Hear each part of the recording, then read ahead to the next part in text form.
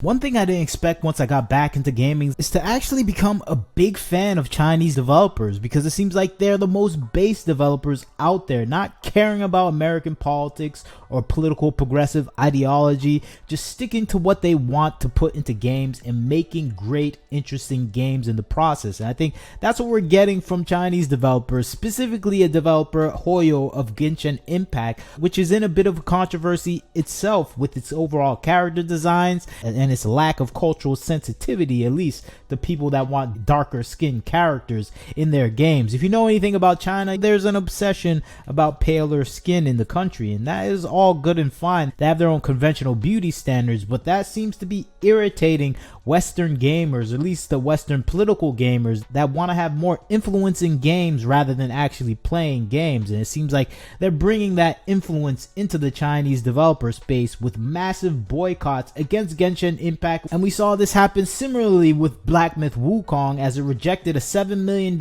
extortion effort from Sweet Baby Inc., a consultancy firm that is known for bullying companies to subject itself to its own political machinations or overall ideology when it comes to progressive morals. And we've seen this happen with multiple entities within the industry, and of course the developer Game Science for Black Myth Wukong rejected them resoundingly. And this is something that the fans cheered for as we saw it happen. We saw a game company not back down to the forces that are trying to manipulate their company to follow moral standards and overall political ideologies that they don't want to adhere to, that may even mess up the game that they're developing and destroy the profits they're trying to seek. I think this is something we see constantly happening in the video gaming industry, where we see developers sacrificing the quality of the game to follow these political ideologies, and to see a Chinese company say, no, we're here to make money, we don't care what you think, and we're going to make the game that we want. That is a thing that is having fans happy, specifically with this boycott with Genshin Impact. Genshin Impact is kind of a gacha game that is coming out of China. It's very popular, one of the most popular games that is making enormous amount of money, billions of dollars for the company and developer that is producing this game. So they have no reason to do anything or change anything about the game. Of course, political activists in America are always there looking for the small details to change in hopes of influencing the culture you're in or changing the overall ideology of the company that is working on the game. We saw this happen successfully throughout the video gaming industry in the Western side, and we see it happening slightly successfully in Japan, where they're influencing developers to change their whole style of gameplay to fit and match what they believe is the right way to think and do things. And it's leading to massive job losses across the video gaming industry as developers close down studios and coders lose their jobs, along with marketing and HR departments. And this is the result of poor strategy that has been implemented in these industries. And it seems like China knows this poor strategy and they're not going to follow it. And that is the case with Genshin Impact developer MiHoYo, which reminds players that this game is fiction. If you want representation of different genders and races, this is not the game for you. We're dealing in strictly fantasy, and this is what exactly the developer of Genshin Impact told someone that was demanding racial equality and equity into their video games that they see as too white for anyone that is playing the game. And of course, this led to a massive boycott, or I would say a small boycott, but in their mind it's a massive boycott, with 7,000 people saying they want to boycott this game unless it changes its racial makeup. They even came up with a chart, a melanin chart, based on the shades of colors they want to see in the video game, and they even took out representations of different characters they've seen in different animes as a shader to see how is the quality of your game based on the shades of color of people that you have in the game. And they show the good ones have really darker skin characters, the bad ones have too light of skin, and you need to stay in a darker area. When I saw this chart, I was like, is this a joke?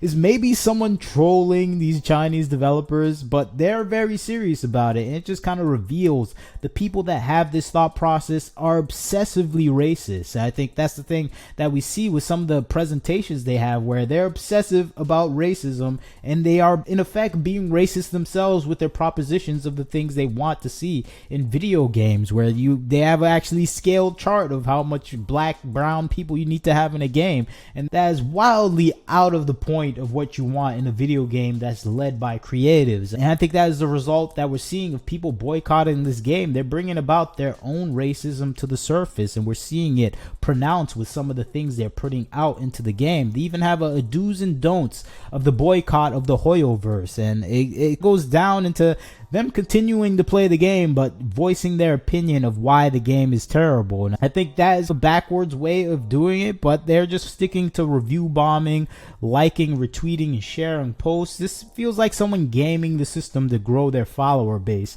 That's a pretty smart way of doing that. I don't know if this is going to be successful or impactful on the game itself. Now, what was the words or quotes that kind of led to this situation with Genshin Impact? It came from a response from the Twitter user that is starting this boycott. You can see their Twitter is called HYV Boycott.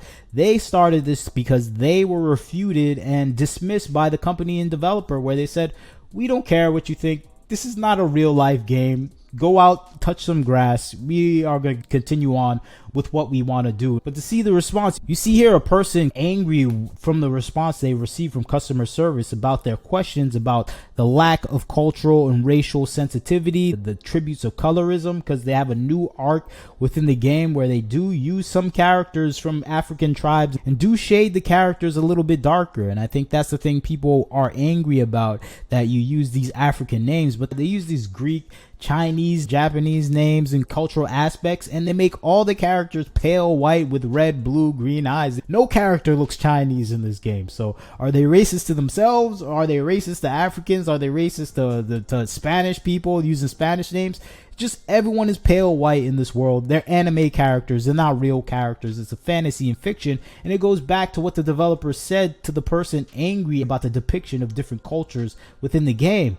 This is not real life. And the developer gives their feedback like this by saying, please be kindly reminded that Genshin Impact is a work of fiction. It is not related to actual people, events, groups, or organizations. We do really hope for your understanding. And this is what they said to them. Basically, this is a work of fiction, is fantasy.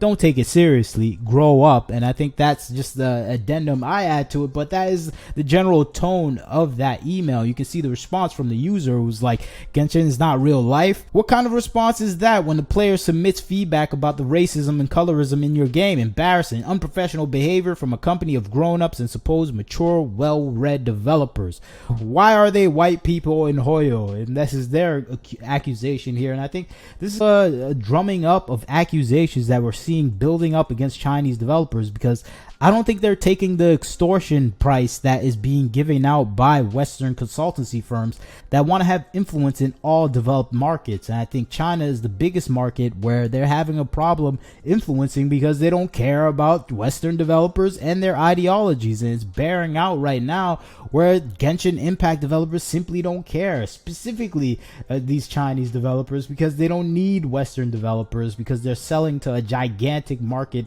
within their country. It would be nice if Western developers bought their games, but they know where their money's coming from, so they don't have to listen to Western developers. And I think that's the beautiful thing about this game, that has a strong developer that has its own problems. It doesn't listen to customers when there's some problems with the game itself. That is the reputation of Genshin Impact. They do whatever they want. They make whatever they want. They don't even listen to the customers that actually love the game. So why are they going to listen to the person that probably isn't playing the game and is doing this for social credit score, is doing this for progressive activism points rather than enjoying the game? So this is a win for gamers, just China in and of itself. I'm surprised. I'm a fan of Chinese games now, but they're the most base game developers out there, so we have to show our respect to them. And I'm liking what I'm seeing, even from the games that have come out, like Snowbreak, which are good games that just in general ignore the people that are protesting them. Snowbreak had voice actors protest the content of their game. They just fired the voice actors, said, get out of here, American voice actors. We don't care. And I think that's a similar thing we're seeing with Genshin Impact. The voice actors are criticizing the game. I think we can expect them to be fired soon, but that is just the base development process in China. They probably definitely have their own problems, but they have a fan in me, a Western game player, that is just happy to see a developer have a spine. But you tell me what you think about the situation. What do you think about the Genshin Impact boycott? Do you think it will have any effect? I think absolutely not. Chinese people are not even reading about this. They're just playing the game, enjoying themselves, and Western people are probably going to just be more aware of Genshin Impact. I'm interested in playing now because I saw this story. So this is probably a positive thing for the game. So I'm happy to play it. Hopefully you go out there and play it. Ignore these people, enjoy gaming, and hopefully talking back to these people that are boycotting your game is a trend in the video gaming industry. But you leave your thoughts, comments, like, share, subscribe. This is Wagner Knows Why. Catch you next time.